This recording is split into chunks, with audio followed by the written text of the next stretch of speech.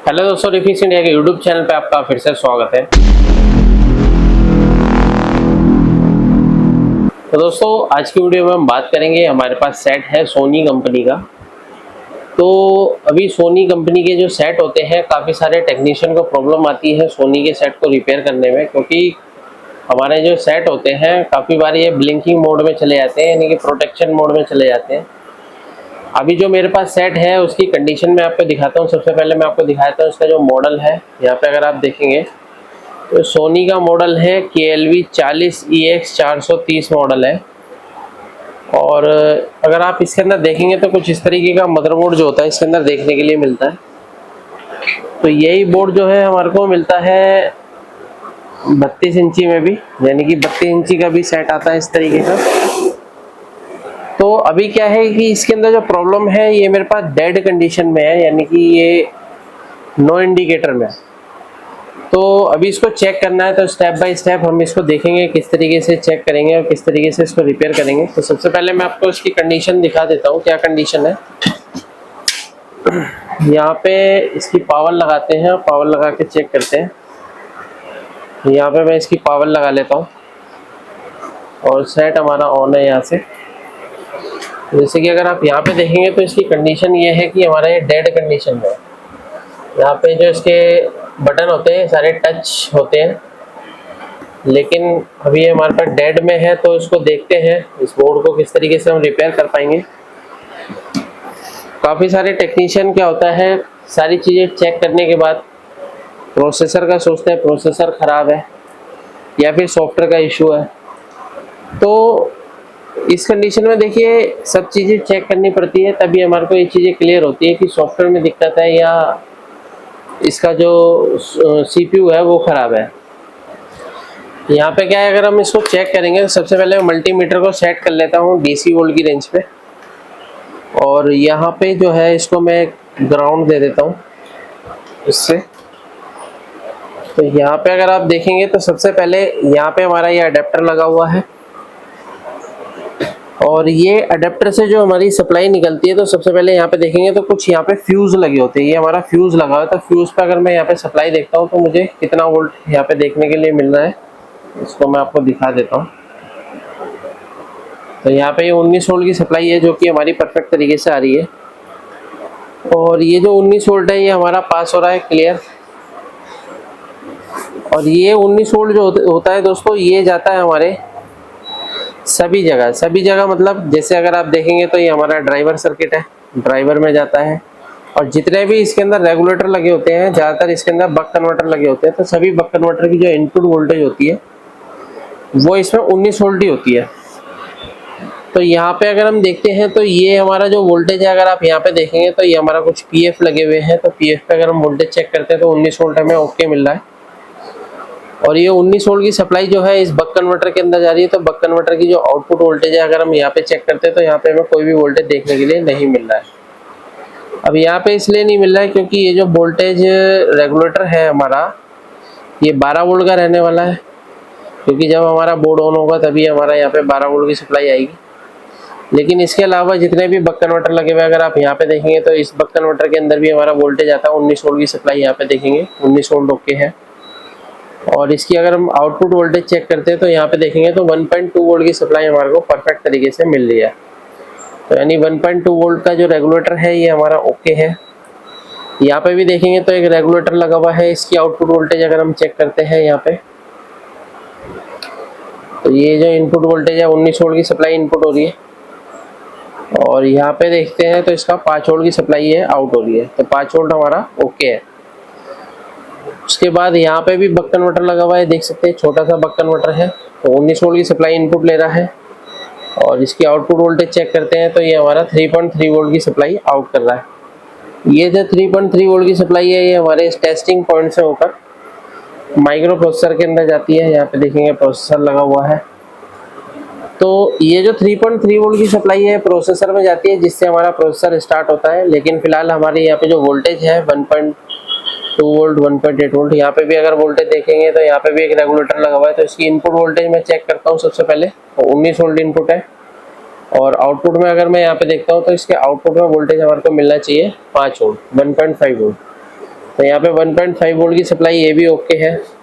तो ऑलमोस्ट क्या है, इसकी सभी वोल्टेज ओके है। यहाँ पे 5 वोल्ट ओके है, और यहाँ पे अगर हम देखेंगे तो ऑलमोस्ट क्या है, इसकी सभी वोल्टेज जो है दोस्तों ओके है, लेकिन फिर भी ये बोर्ड ऑन नहीं हो रहा है।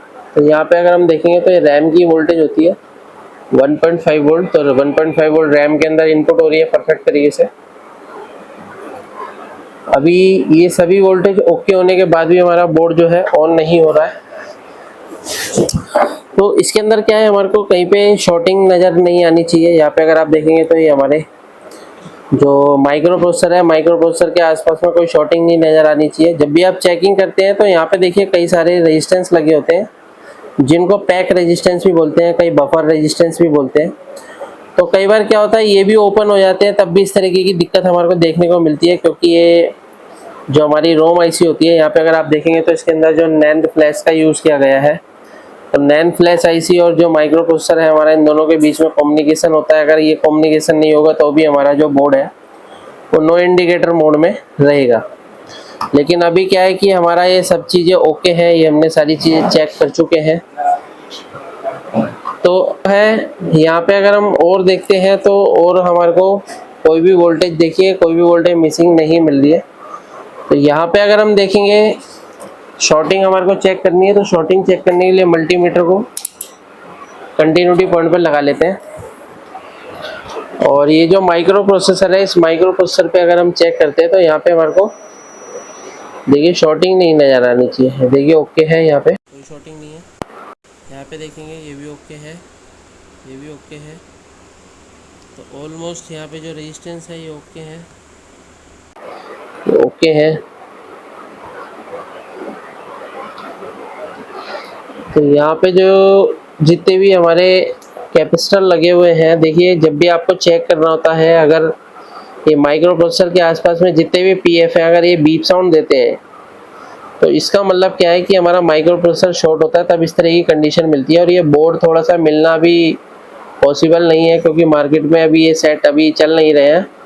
तो मार्केट में कई बार मिलता है किसी किसी के पास, तो काफ़ी कॉस्टली मिलता है।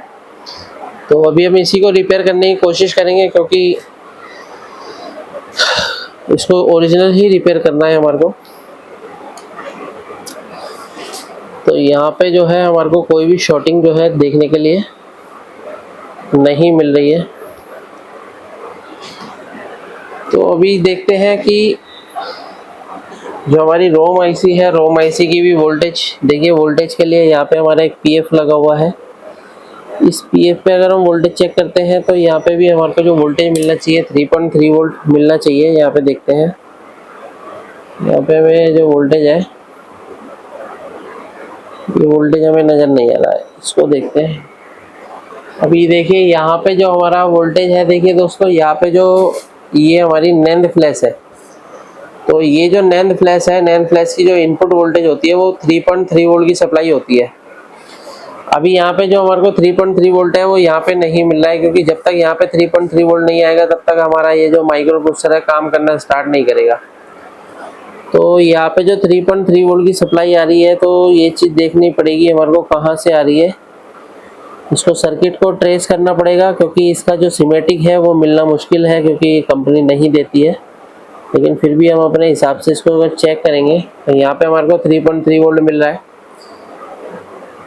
यहाँ पे पीएफ पे भी 3.3 वोल्ट मिल रहा है। तो यहाँ से अगर हम उठा के देखते हैं 3.3 वोल्ट देने के बाद क्या कंडीशन रहती है, क्योंकि अभी जो है हमारा जो नैंड फ्लैश जो आईसी है, नैंड फ्लैश आईसी से ही हमारा जो वोल्टेज है वो उसमें इनपुट नहीं होगा, तो हमारा जो माइक्रो प्रोसेसर से नैंड फ्लैश का कम्युनिकेशन नहीं होगा, जिसकी वजह से क्या है कि बोर्ड हमारा नो इंडिकेटर कंडीशन में रहेगा। और काफ़ी सारे टेक्नीशियन को प्रॉब्लम आती है सोनी के सेट को रिपेयर करने में।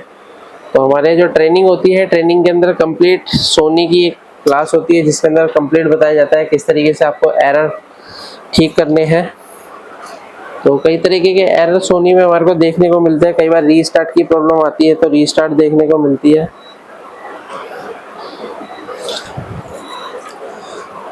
तो देखिए दोस्तों, ये सोनी के जितने भी सेट आते हैं, इनके अंदर सॉफ्टवेयर कैसे किया जाता है, ये सब चीज़ें हमारी ट्रेनिंग के अंदर आपको बताते हैं। और पूरा प्रैक्टिकली लेवल पे होता है सारी चीज़ें। अगर आप भी LCD LED TV रिपेयर की ट्रेनिंग लेना चाहते हैं तो नीचे दिए कॉन्टैक्ट नंबर पे कॉन्टैक्ट कर सकते हैं।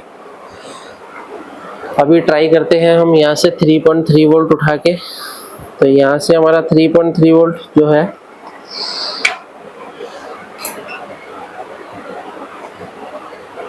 अब कई बार क्या होता है कि अगर हमारा सॉफ्टवेयर ओके होगा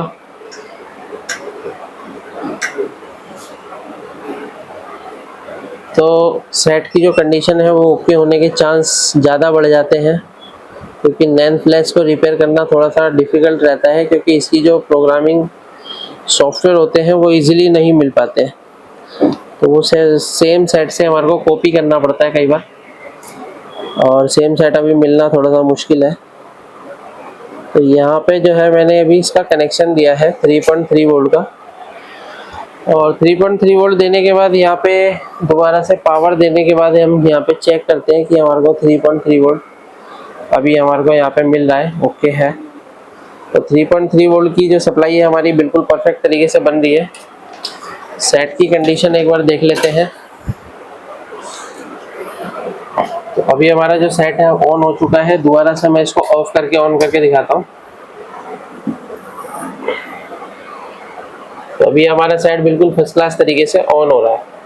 तो इसके अंदर जो दोस्तों प्रॉब्लम थी वो नैन फ्लैश के ऊपर जो वोल्टेज थी हमारी 3.3 वोल्ट वो मिसिंग होने की वजह से इस तरीके की दिक्कत हमारे को देखने को मिल रही थी।